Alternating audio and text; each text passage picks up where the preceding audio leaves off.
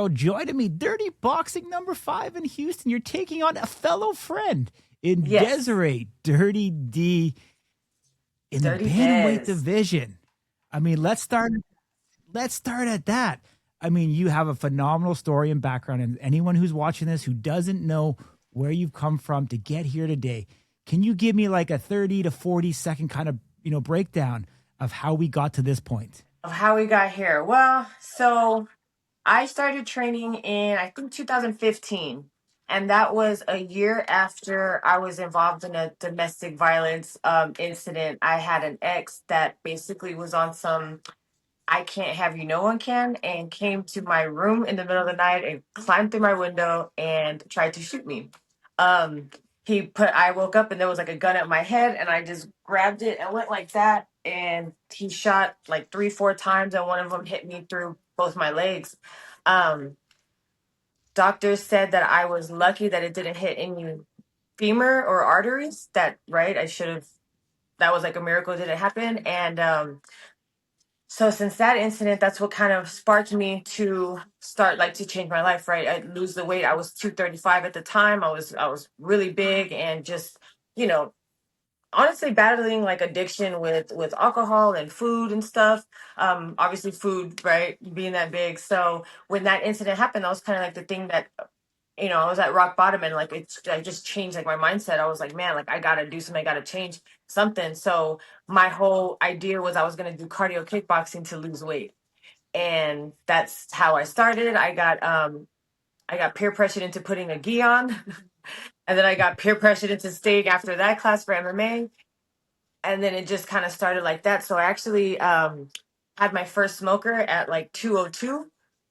And then I had another smoker at 188, and then it just kind of continued from there, and I've been knocking down the weight classes ever since. So that's kind of how I started. I was like the domino, right, of just actually like being involved in like that incident and stuff, almost losing my life. That was like the domino that kind of started the whole thing.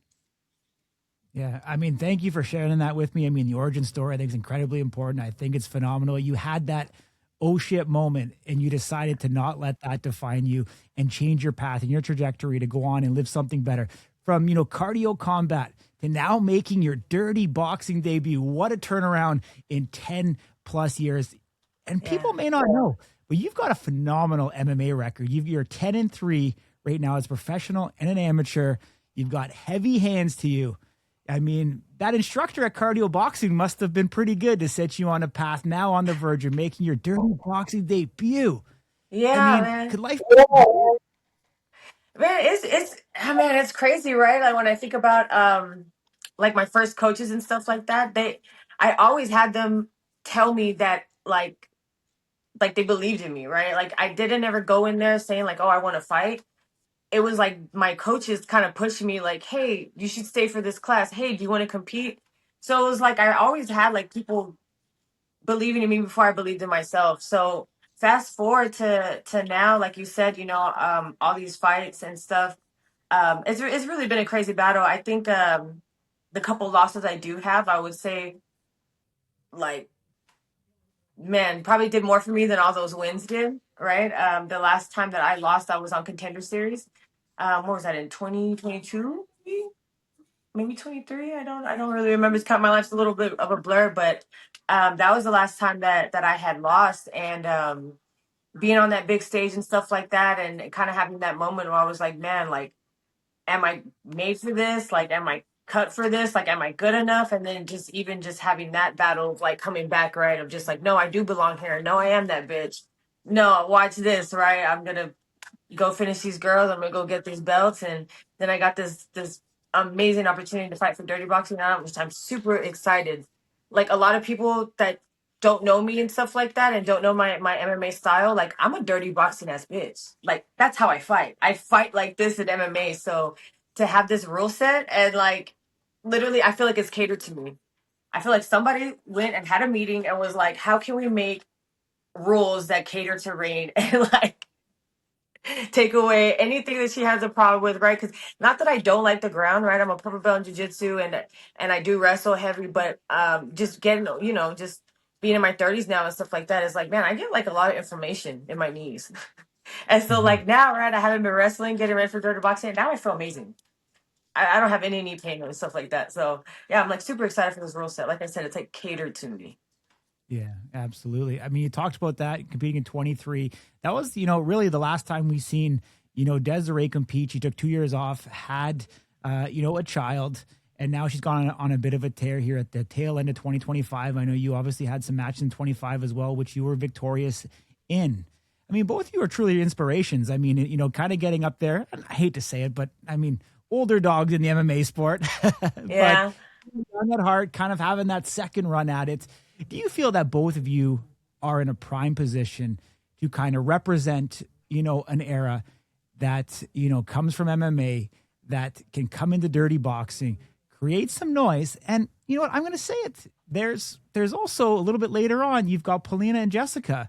Could this kind of be seen as a number one contender match for the outcome of that? I do. That's exactly what I think. I think the winner of us goes on to fight the winner of them, and then the loser of them. Like I think we should just match up. I think whoever wins and loses fights whoever wins and loses in this one. That's exactly what I think is going to happen, or at least it should, right? Awesome. Um, I think that me and Desiree We'll did see. I come up mean, at the same time. Hold on, what did you say? mhm.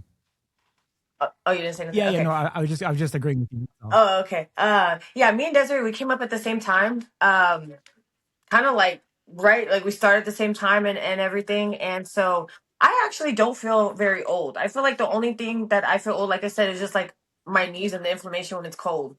But I feel like not to talk shit, but a little bit to talk shit. That like that mentality of like 30 is old, I think is and how you're too old to go to the UFC and stuff like that. I think that's why it's a boring ass division in the UFC. I think that unless that you're ranked in the UFC, like the rest of the division is fucking boring. It just is. And I think that comes from just like this idea of like if you're not in your 20s, like honestly, when you're in your 20s, you don't know shit about shit. I'm sorry. You don't even know like what you like as a person. Like you're still figuring out who you are, you're still figuring out things. And so I think right now I'm in my prime. I think when I went to contenders, honestly, I wasn't ready. I was still doubting myself, right? And I feel like totally different now. You give me that shot now, I'm a completely different person. I'm in my prime right now. I feel like ripe, like pick me off the tree right now. I don't feel old. I feel like I'm the best I've ever been, like right now. Yeah, awesome. Love to hear it. Let's talk about this match, Desiree. Someone that you know well. Obviously, you've said that you've seen her fight. You've cheered her on in the past. You guys are friends.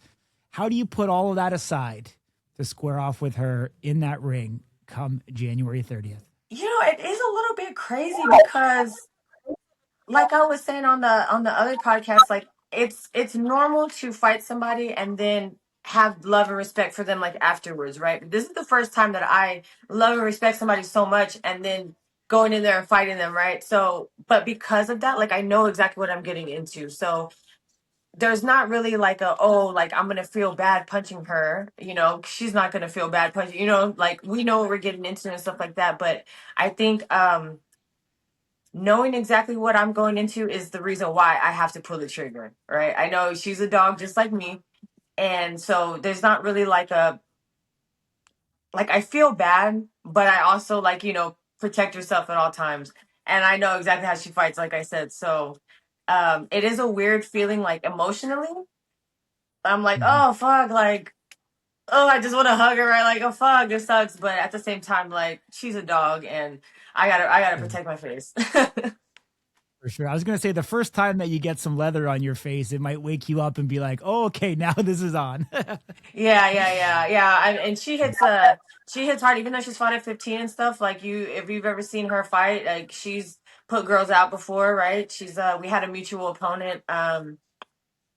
She fought for Peak a couple years ago and knocked that girl out in like a couple seconds in the first round, like just laid her out. So I definitely, even though she was like Mhm. smaller than me, she has the mom weight now. Like she's a grown woman and she's proven to have power at the lower weight class. So I don't feel like I have like any advantage or anything like size wise or anything. I'm like very aware of her power and her knockout power. So it's gonna be exciting, man. I wish I could just watch this like as a fan.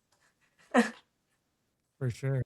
Yeah, I mean, you're a couple inches taller than her, but as you said, she's fought a lot on, she's fought at 25 before and stuff like that. So, I mean, you guys do seem to be matched up very well. For someone who's never seen you fight before, what type of fighter are you? I'm a very aggressive forward pressure. Very, very, very violent. I like to strike and I like to throw elbows and I like to clinch. I'm a pocket fighter, I would say. I'm a close rather than being on the outside, kind of coming in and out and picking. I like to get in there, I like to get my hands dirty. So yeah, very Yeah. violent, and I always like to draw blood. That's always my goal. So I mean, I'm sure Mike Perry loves to hear that. yeah, I honestly feel like me and Mike Perry come from like the same planet. Like we are like aliens of the same planet. I relate a lot to him, like his personality, his sense of humor, and then also like just the way he fights. Like I feel like we're here. Like, For sure. How do you see this match going realistically? Kind of walk us through how you think the match is going to go. we're so similar in our styles. I feel like it's gonna be whoever gets cut first. Honestly, we're both very forward, and it's gonna be like boom, we're gonna clash immediately. I think it's gonna be from bell to bell, just violence. And I think that, like I said, whoever gets cut first, whoever gets dropped first, you know. I honestly don't see it going all the way. It could. I wouldn't be surprised if it did, but I feel like just our styles, we'll probably have like a first or second round, you know. For sure. I know she's a Texas local. Are you relatively close to her in Houston area as well? Yeah, I live in Houston. Okay, so it's a homecoming for you. Yeah, yeah, yeah. So I was born in Fort Worth and I was raised in San Antonio, and I've lived in Houston like 5 years now. I moved to train at War Training Center with my coaches Adam and Jeremy. During COVID, what was that, 2020? Oh, just 6 years now. During COVID, that's when I met them and started cross training because San Antonio kind of shut down and they didn't really have pro practice. As soon as the gyms opened back up, only jujitsu, the program came back, and not really the MMA program. So during that weird time, I would come to Houston to train, and I just fell in love with my coaches and their ideologies, and they were MMA specific, as where when I was training in San Antonio, it was jujitsu that had an MMA program, and over here in Houston, it was like MMA that had a jujitsu class. So I fell in love with that, and I decided to move right after COVID, and yeah, been here ever since. So yeah, this is basically like my second home now. Awesome. Um, my last one for me. If Desiree's watching this interview, what do you want to say to her? Desiree, I love you. You are the cutest, prettiest op I've ever had. I cannot wait to see you. Much love and respect. Let's have a drink after. That's it. Awesome. Well, I appreciate you. Look forward to meeting you next week during fight week. Take care, For and we'll see sure. you there. Okay, see you soon.